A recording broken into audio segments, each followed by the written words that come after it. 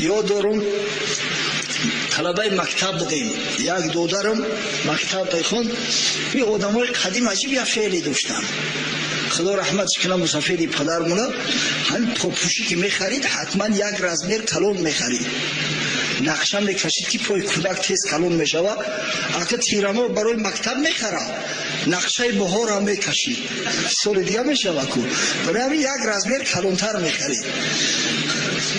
یک دودرمو بچه قامت بلنده مراد بیگ میگن، او پایو تیز کلون میشه، چخیل میشه دیو نقشه مسافر ندرست اومد به رزمیر کلونش خرید است.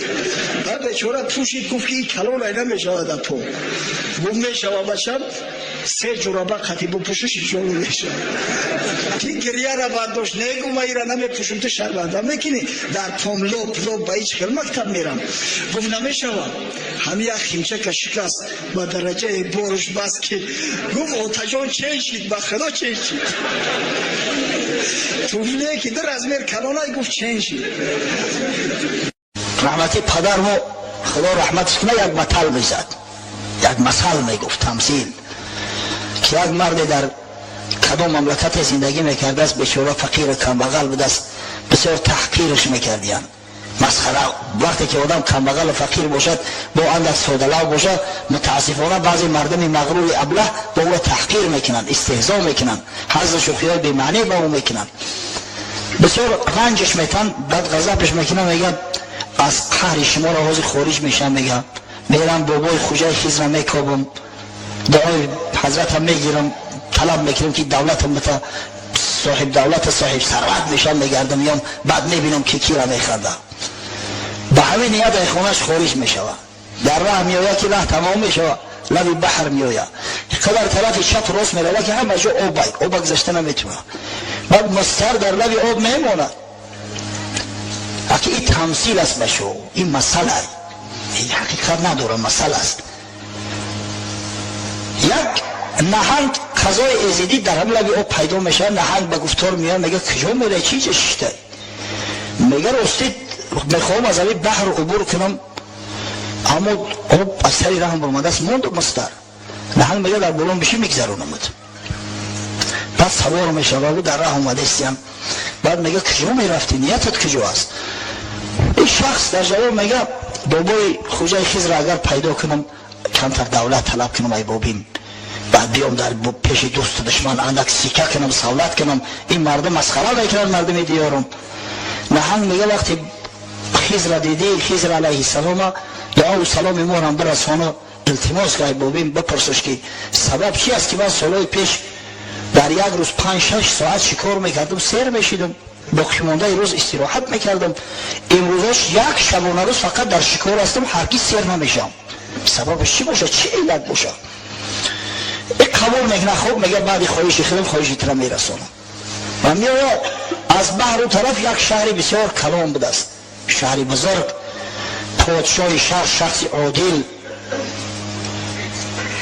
غریب نواز، هر غریبی که میدر آمده است شاه شخصا خودش مهمانش میگرفته است. این بیچاره کمبغل غریب مهمان میگیرد، هر دو می نشینند، بعد اتهام خوردن و سوالش میکنه که عزم سفری کجا داری برادر؟ بعد قیصهش میکنه میخیر. پادشاه شهر میگه من هم یه مشکل دارم، هیچ که در دنیا بی پرابلم نیست. میگه وقتی که بابی ما دیدید التماس که همین با سؤال ما یک پاسخ گوید که پدر من در یک سال 10 نفر حکم قتل، حکم اعدام میداد، به حد سیاست داشت که کسی جرأت نمیکرد که فتنگ زد. من هر سال زیاده از 100 نفر قتل میکنم، باز در این گوشه و بعضا در گوشه دیگر مملکت شورش ها برپا میکنن، قیام میشود، بر ضدم اغوا میاندازن، سببش چی باشد؟ خوب اگر دیدمش قبول میرسانم سخن احترام. قصه کوتاه میاد، یک روز در بیابان با عذاب رفته است که یک موش سفید میبینه، در پشتوارش یک کلواری وزنین، مرد ملک خوب دست خچم میگه بیا بابا یاردمت کنم، میگیره کلوارش در سری حلقه میاندازه، پشتواره میکنه، در راه میایم، بعد سوالش میکنه، مسافر میپرسش که بچم کجا میره، چی نیت داری؟ بعد قصهش میکنه. وقتی قصه میکنه میگه همون خضر علیه السلام منم انشاءالله به مرادت رسیدی. خب بعد سخن او مردم هم میرسونش که همه یک ماهی بود التماس کرد که از بابیم سوال که من احسیر نمیشم سببش چی باشه. حضرت خضر میگه که وقتی که ماهی را ملاقات کردی بگو که دوای تو استعمال کردن روغنی ابلهترین احمقترین مردم همه که خوردی انشاءالله شفا میابی بگو به همون شکل اصل اوله میگردی. بعد شاه در نزدش ذکر میکنه که همون شاه هم التجا کرد که خبری ما را برسون. سؤال شاه وقتی میگه به شاه بگو که تو زن هستی، زن پدر تو مرد بود، از این خاطر همون 10 نفر هم که میکش سیاست داشت، تا از بس که زن هستی 1000 نفر هم که بکشی حتما شورش میشود. اگر چند مردم خبر ندارن اما تو زن هستی آخی، زن سیاست ندارن. بعد این مرد بسیار شکرگزاری میکنه، روانه میشه میگه بیای قعقلت بتم، بسیار سروسیمای بد بدهی دولت دادم بیای قعقلتم بتم. میگه بابی ما عقل خیلی محول همی زیادی کرده استای ای بسیاری عقل به همه حال غلطی بگیم تامی دولتم بته ایشالو عقلم کافی است بس است بس آدم میکنه. گفته مردد همه عقل پیشتوی دولت بیو کمتر عقل تم بتون که همه دولت هم محافظت کنی. گفته بابی تامی دولتم بته ای زیاد ایت طلب ندارم. خیلی گفت دولت دادیم بود آمد به شهری همون ملیکه در آمد. بعد در خلال قبولش کرد، اول پرسیش کرد که دیدی بابی ما؟ گفت دیدم. پرسیدش گفت بله چی گفت؟ گفت بابید میگه که تو زن هستی ایامی خاطر سیاست نداری. ملیکه گفت با این زن بدن ما را کسی نمیدونست. پدر و از بس که پسر نداشت تمام دایه و تمام خدمتگارا رو همه را نیست نابود کرد، همچه پسر مرا کلام کرده است هیچ که نمیدونه. اگه تو آگاه شدی به اذن پروردگار بیا که گفت تو را نکاح میکنم میگیرم همین دولت سالت همه ای تو پادشاه یعنی مملکت اعلانت میکنم. گفت من چه کنم ملکی ترا و پادشاهی ترا؟ بابیم دولتم داده است در مملکت خودم میرم سکه میکنم در پیش دوست و دشمنان را نیسوزانم. گفت اخی مردی به عقل با تو پادشاه بشه بعد بخواه مملکتت بریم اخی در موکب در کوکب پادشاهی برای بهتر نیسته؟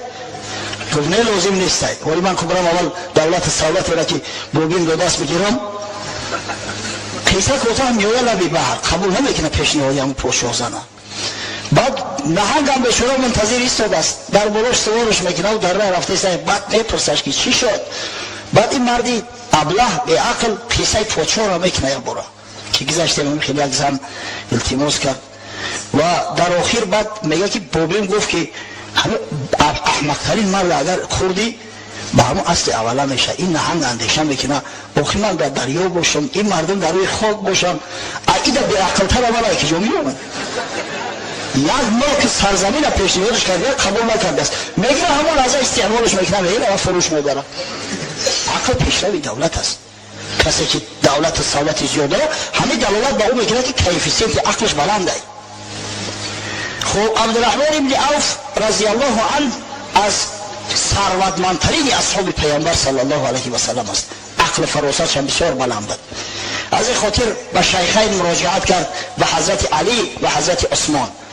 گفت ایوکما تبرأ من هذا الامر فنجعله الیه. کدام شما گفت از خلافت دست بکشه تا اینکه اختیار انتخاب کردن را در دستش بتید. هر کدام که به اختیار خود از خلافت دست بکشه همه اختیار انتخاب را در دستش بتید، کسی را بخواه انتخاب کنه. هر دو میگه سکوت کردن، هم حضرت عثمان و هم حضرت علی، هر دو فضیلت های بی‌نهایت زیاد دارن. بعد باز گفت افتجعلونه الیه، او گفت مرا انتخاب میکنی نباشه یا مرا انتخاب کنه که من یک نفر شما را به خلافت نامزد اختیار کنم. فالله علی الله آلو ان افضلکم، قسم به خدا گفت خدا شاهد است که من تمام سعی و کوشش من به خرج میدهم تا اینکه بهترین شما را انتخاب کنم. قال نعم، گفتن آره بله ما قبول داریم. حضرت اول دستی حضرت علی را در دستش گرفت گفت لک قرابت من رسول الله صلی الله علیه و سلم والقدم فی الاسلام ما قد علمت. گفت حقیقتا تو خیش تبور نزدیک پیامبر صلی الله علیه و سلم هستی، تو قدم در اسلام داری، تو از مسلمانای اول هستی، تو از خدمتگارای رسول الله صلی الله علیه و سلم هستی، تو پرچم بردار اسلام هستی، شرف مسلمان ها هستی. فالله علیک لئن امرتک لتعدلن ولئن امرت عثمان لتسمعن ولتطیعن. گفت خدا را شاهد بگی، شاهد بگی، قسم به خدا یاد کن که اگر من تو امیر تعیین کنم، امیر مسلمانان، با عدل رفتار کنی، عادل باشی، و اگر بالفرض حضرت عثمان اختیار کردم، حضرت عثمان امیر تعیین کردم، تو گوش دهی و اطاعت کنی. حضرت علی سوگند یاد کرد، بعد دست حضرت عثمان گرفت و همه سخنان را به حضرت عثمان رساند. واقعا حضرت عثمان هم خیش نزدیک رسول الله صلی الله علیه و سلم است. اگر ما دامادیش صرف نظر کردیم، حضرت علی یک بار داماد باشه، حضرت عثمان دو بار داماد شدگی، دو بار داماد شدگی. در ابتدا رقیه دخترش حضرت رسول الله با کابین نکاحش در آورد. بعدا وقتی که در سال دوم هجرت هنگام واقعه بدر رقیه رضی الله عنها از دنیا گذشت، دختر دومش ام کلثوم حضرت عثمان بزنی داد. حتی وقتی که ام کلثوم از دنیا رفت، حضرت صلی الله علیه و سلم گفت یا عثمان دیگر دختری به شوهر ندارم و اینو میداد بود. زنورین حضرت عثمان. از طرف دیگر عثمان هم از طرف پدری و هم از طرف مادری با رسول الله صلی الله علیه و سلم خویش است. عثمان ابن عفان ابن ابی العاص ابن امیه ابن عبدالشمس ابن عبدمناف، در عبدمناف یک میشوند. حضرت رسول الله محمد ابن عبدالله ابن عبدالمطلب ابن هاشم ابن عبدمناف. ببینید در چهارم پیوند علاقه یجوه میشوند، در چهارم پیوند. از جانب مادریش هم، مادری حضرت عثمان هم در چهارم زانوی چهارم بگیم پیوند چهارم علاقه با رسول الله خیش میشوند. از طرف دیگر مامای حضرت عثمان، مامای مادریش، مادرش ام حکیم عمه رسول الله صلی الله علیه و سلم. ام حکیم یعنی مامای حضرت عثمان و عبدالله پدر رسول الله صلی الله علیه و سلم برادر خواهر شقیقه هم، از یک پدر یک مادر هم. ببینه چقدر قرابت نزدیکی داره. از این خاطر حضرت عثمان هم گفت که تو قرابت داری به پیامبر، تو قدم در اسلام داری، از مسلمانای دوره اول هستی. حضرت عثمان از همون مسلمانای زمره اول از پنجم یا ششم شخصی است که اسلام آورده است، ولی انشاءالله در ضمن ترجمه حالش بعد را بیان میکنیم. از این خاطر گفت تو قسم یاد کن که اگر من تو را امیر تعیین کردم به عدل رفتار میکنی، و اگر بالفرض حضرت علی را امیر تعیین کردم و با او بیعت کردم اطاعت بکنی. حضرت عثمان هم این قسم را به زبان راند. فلما اخذ المیثاق، حضرت عبدالرحمن این میثاق وقت گرفت، قال ارفع یدک یا عثمان، گوه عثمان دست بردار. فبایعه و با حضرت عثمان بیعت کرد. حضرت عبدالرحمن بن عوف گفتیم که بسیار زیرک بود، کردان بود. در همون روزها تمام سرورای قبایل عرب همه آمده بودند، همه سردارای قبیله ها، سرلشکرها کی خلیفه مسلمانان میشود گویان آمده و در مدینه میزیستند. با اکثر مردم صحبت کرد، احوال پرسی کرد که شما کی را اختیار داره، کی را میخواهید که خلیفه تعیین شود. دید که در بینشون قریب که برابری است، اونقدر اختلافی نیست، اونقدر ضدیتی نیست.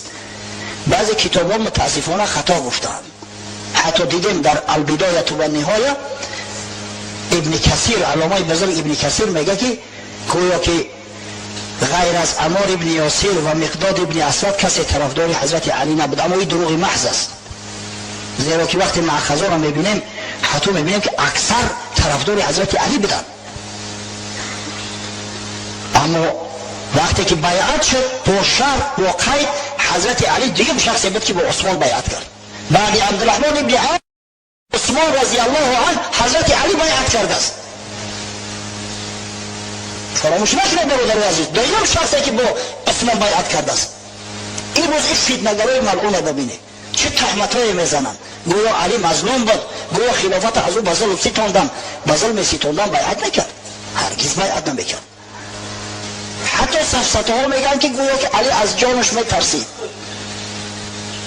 خوف به جانش میبرد. شیر خدا، شمشیر خدا، کسی که از مسلمانای خیبر نترسید، دروازه آهنی را گرفت، کند ایجاش، دور انداختش، بعد خوشش رفت. از شدت وزنینی او دروازه و از شدت همون قوتی که استفاده برده بود. شخصی که از هیچ کس غیر خدا ذره سری ترس نداشت، گویا که ترسیده باشه از جانش بیعت کرده باشه. این سفسطه ها را یسمونه برادر عزیز. چند گوی مرتضی مظلوم بود، از سیاست راندن محروم بود. چون علی شیر حق است و تاج سر، ظلم نتوان کرد با شیر ای پسر. ای من نمیداری که بگوی مصطفی حضرت مرتضی علی مرتضی مظلوم بود، محروم بود. علی شیر خدا است، پیغمبر شیر خداش گفته است با شیر ظلم کرده بشه. کی با شیر ظلم میکنه؟ روبه ها میتونه که با شیر ظلم کنه. ای پسر تو بینشانی از علی، عین یا و نام دانی از علی. مرتضی را میمکن با خود قیاس، زان که در حق غرق بود آن حق شناس. مفسرها شارحها سببی با عثمان بیعت کردن حضرت عبدالرحمن ابن عوف در چی میدونن؟ در آن که وقتی که پیش حضرت علی اومد گفت یا علی،